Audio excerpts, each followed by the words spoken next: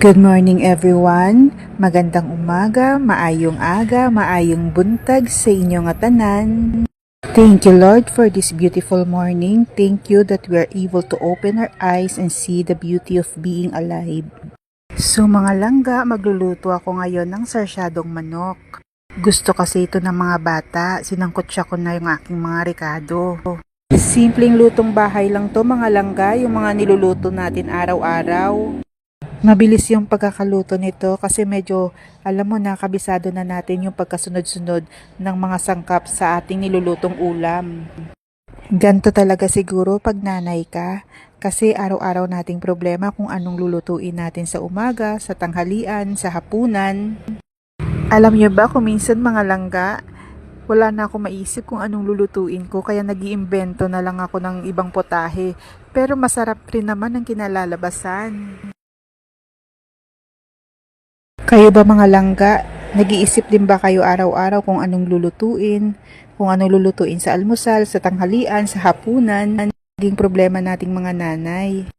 So since nasabawan na natin siya, tatakpan muna natin siya, hihintayin natin na kumulo at lumambot yung ating chicken. Pwede pa ako maligo saglit.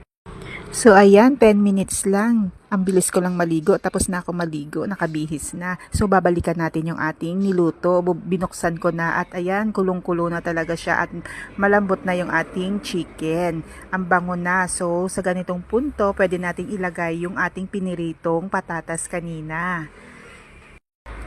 Isimmer muna natin siya sa sabaw para medyo lumambot siya kasi saglit ko lang yung pinirito kanina. First time and feeling so low.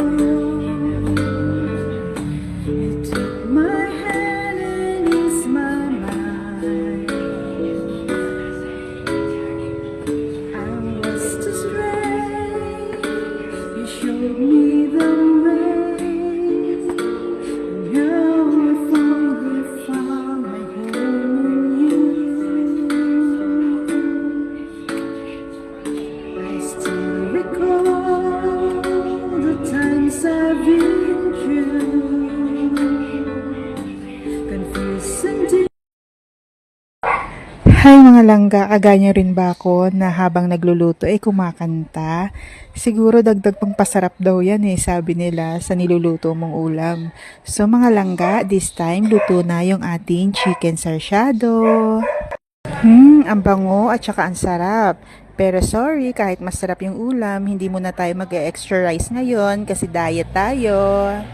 So mga langga, yan lang po. Sana nag-enjoy kayo.